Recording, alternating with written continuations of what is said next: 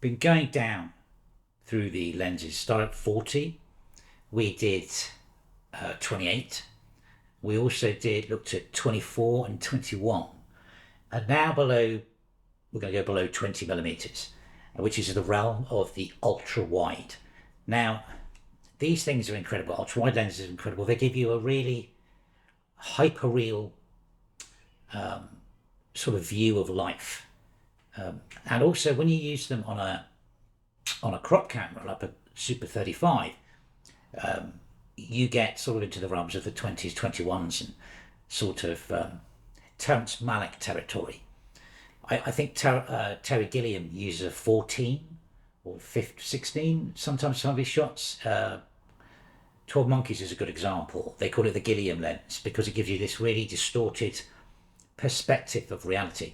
This video is being shot on a 17mm lens, which is on a Super 35 sensor. I did kind of do the maths, but that must be about 20ish. This must have been the point of view. This is the point of view I was talking about before. But as you can see from the image, there's a lot more in it from just on Super 35. But what I'm going to do, I'm going to just show you what that point of view of 17mm from exactly the same distance looks like on a full frame camera. So I'll just show you this photo. So I dropped my Pentax K1 in with exactly the same lens and shot this. So this is a full frame view with the tripods in the same place. And you can see it's massive. It's got everything going on. And I'm tiny in the middle of the frame. And this is one of the things about using these lenses. They're great for landscape. If you need to step in and you start to try and do people with them, it gets really tricky because of the focus distance. Fundamentally, when you're at 24, 28, there is some less, but there is less focus between you, sort of less distance between you. But with a 17 and down in the realms of that level, the distance is minuscule. So I'm going to put my hand out. It'll sort of show you how far away the camera is from me. So I'm sat here, I'm going to lean up, and I'm basically touching the lens. So I think I'm about 80 centimeters away.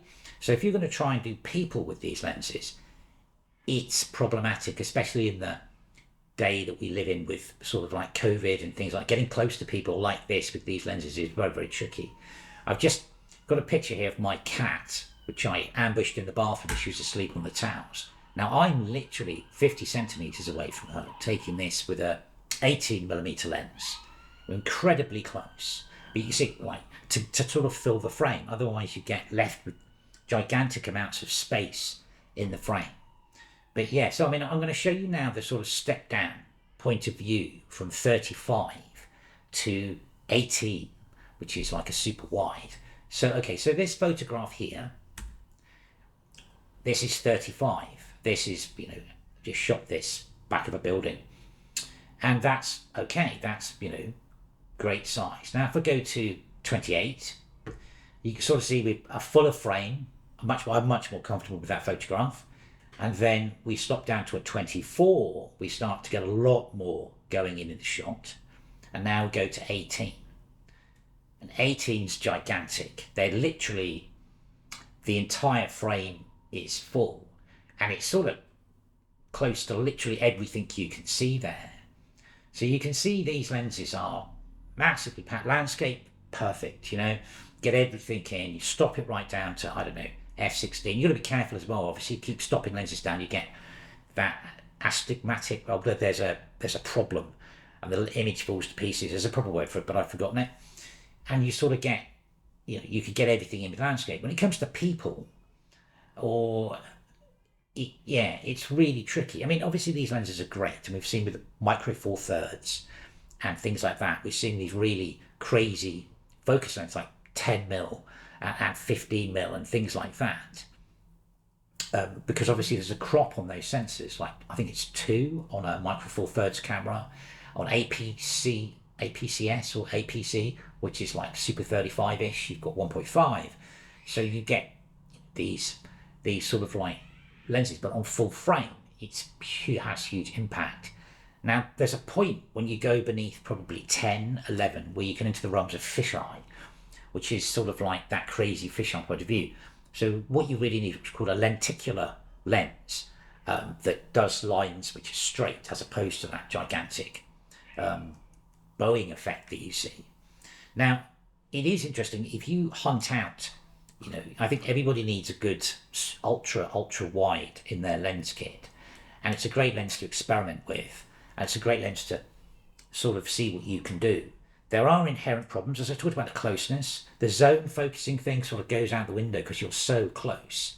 But when you get past like 1 meter and you're on f8, let me just do it on here, let me just check. So I've got one in my hands here, and I'm just going to put that onto, what are we on? Put it on f8, and I'm going to put f8 on 1 meter, and everything beyond, so everything would be out of focus up to 1 meter, then beyond 1 meter on f8 on this lens. Everything is in focus. So it's sort of like 1 meter, what's that one? Let's put that on f4. Anyway, I'll put one of these on the table. I'll show you some different 20s. I've got quite a few 20s. Nikon does it a little bit different with its focus marks, but you can see the sort of, I'll show you the inherent problem with this is, close focus distance is a bit tricky with these. You can get in close, but you're really close to get to fill the frame. So yeah, they're fascinating lenses, and obviously we see a lot of them. Like this is a 17mm on Super 35 showing you, this point of view. But they are great lenses to play with. I mean, I don't know about street photography, as I said, it's a bit of a tricky one with these. You get that close to someone, these days. Back in the past, when it was a novelty having a photograph taken, I think people would have been a bit more responsive to it. I mean, you see these guys on the street that go up to people's faces, but now you probably get punched, or at the worst, or something else. Because I mean, cameras aren't novelties. Everybody, even granddad with his iPhone can shoot a 4K cinematic movie on his phone. And back then, when people were stepping really close to get these kind of crazy shots, people didn't care. Anyway, what I'll do is I'll put a couple of 20s and the 17 on the table. You can have a look at the focus markings on them, and then basically I'll come back.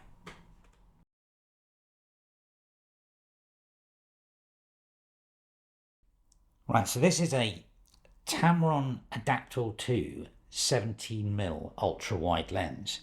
These are great because obviously if you want to get an ultra wide, if you get one of these, you can buy the mounting plate for the back to fit onto literally any camera going.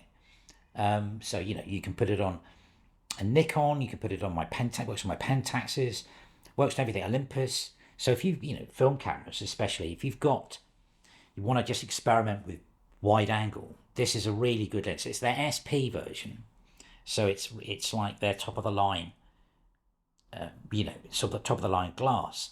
Anyway, you can see on here here's our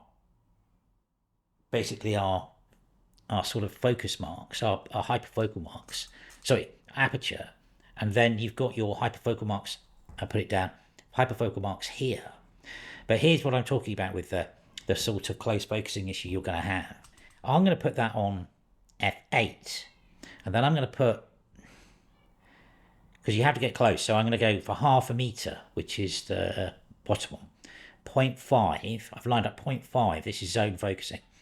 And I put the lens on f8, hang on, f8, and then 8 here, 0.5. And if you go around the other side, the only area I've got in focus is up to just under 2 meters. So it's quite close. You can go a lot further down, but then it sort of reduces, it gets sort of worse. So if I go to 0.4, or even let's go down to 30 centimeters away.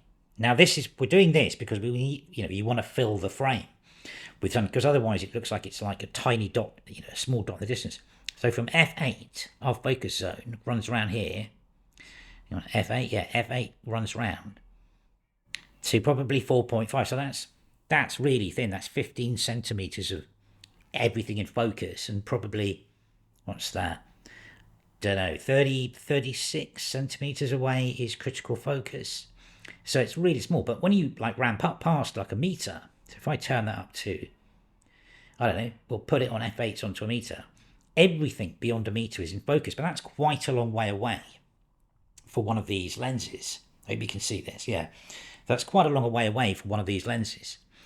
Anyway, there you go. So that's the Tamron 17. Now, bringing a much more standard lens for you.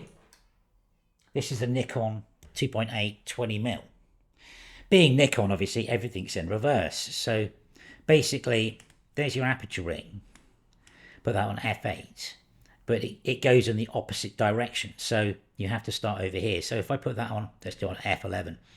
f11, and then put my focus mark over this way on f11 on a meter. You see, everything's now from a meter's in acceptable focus. But again, it suffers from the same issue. If I put that down to 30 centimeters away, and we remember, we need to get closer because we need to fill the frame up because it's a wide angle, it's ultra wide. I've got a very small area in acceptable focus. So there it is. Look, it's, what's that, 44 maybe? 40, what's that, 40, I don't know. Yeah, that's about 44. And then you've got this tiny bit, and then that's in critical focus. So the closer you get, you can't really, you have problems focusing them. They closer focus. So that's 25 centimeters away. So you need to be really wide open, and you need to be really close. So the last one I'll show you is the Minolta AF20. This is great. This is a great lens. And this is on my Minolta 9XI. But Minolta made amazing lenses. And these AF lenses, I think they only work, you can get them on some of the latest Sony cameras, but these are just tremendous lenses. Great color rendition. But this is an autofocus one. So the other two I've shown you, the SP and the Nikon, well, the Nikon's actually autofocus, to tell the truth as well. It's just I've got it on an FE, so that's an autofocus. But this is another one. But this is great because obviously autofocus with this really helps you out. But you'll see it sort of stumble when it gets closer. That only goes down to 0.5. What's the other one go to? Yeah, similar as the Nikon. Let me just check the Tamron. Yeah, they all sort of go down to about 25 centimeters away, which is great. But as you start to experiment with this, you realise how close you actually have to get to an image to fill up a frame. Anyway, there you go. There's a look at some sort of ultra wide angles for you.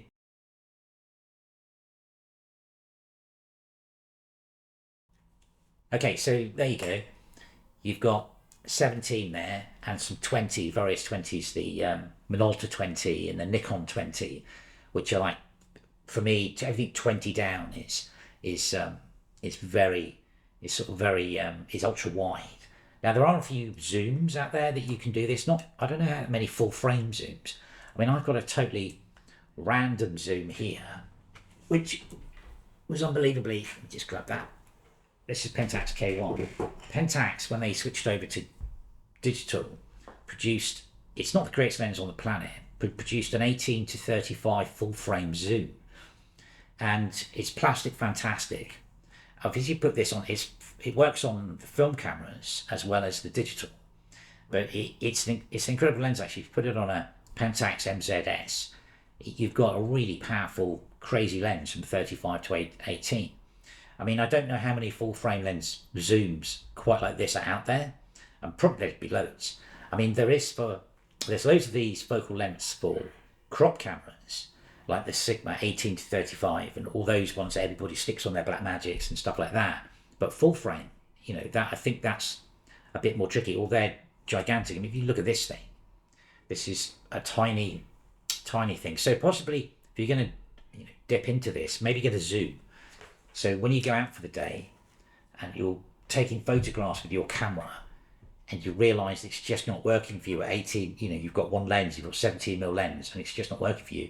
With one of those zooms, you can back up to 35 or 28 or 24 and you feel more comfortable shooting with it and go from there. Anyway, have a look at ultra wides. They're fascinating for beaches and all the general stuff you can do with them. But obviously, because of the distortion, you can really be creative with them.